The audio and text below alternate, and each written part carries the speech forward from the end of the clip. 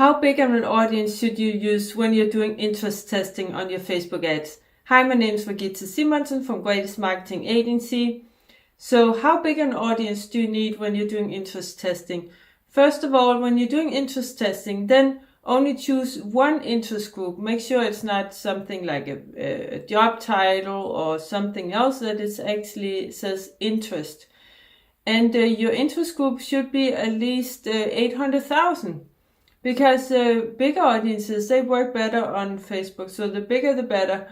But if you, for instance, find an interest group that is exactly your niche and but it's smaller, like for instance, if you're selling yoga mats and to women over 50, and you find an interest group that is called yoga for women over 50, but it's only 50,000. Then that may give you a couple of sales, but since the interest group is so small, then Facebook is going to go through that audience really fast, and when it went through them and all the people who are interested, they already bought, then it's not going to work anymore. So it's better to go more general instead of so specific to get a bigger audience. So you can choose something like maybe yoga or wellness or health or so, and you can test them all in different ad sets. You can also use Advantage Plus audience. What it does is you're allowing Facebook to actually go outside of that interest group. So I recommend that you have two ad sets for the same interest group, like for instance if it's yoga, that you have one ad set that has the interest group yoga, and you have Advantage Plus audience turned off, so Facebook will not go outside of that interest group. And then you have another ad set where you have it on, so you're allowing Facebook to go outside that interest group. Actually, it's working pretty well with the Advantage Plus audiences, but it's always worth testing. So it's always better to go broad and make sure that you are testing just one audience at a time.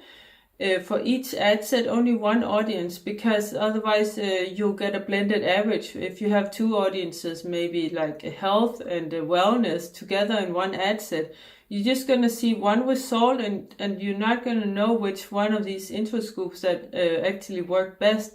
It could be that one was working really good and the other one was not, but you're not going to know because you're just going to see a blended average.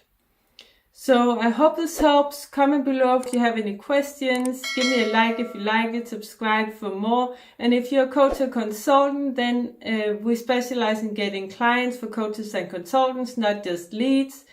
So if you want to hear more about it, then you can book a call with me. There's a link in the description. Right now we have an offer where you only pay us when you get actually a paying client.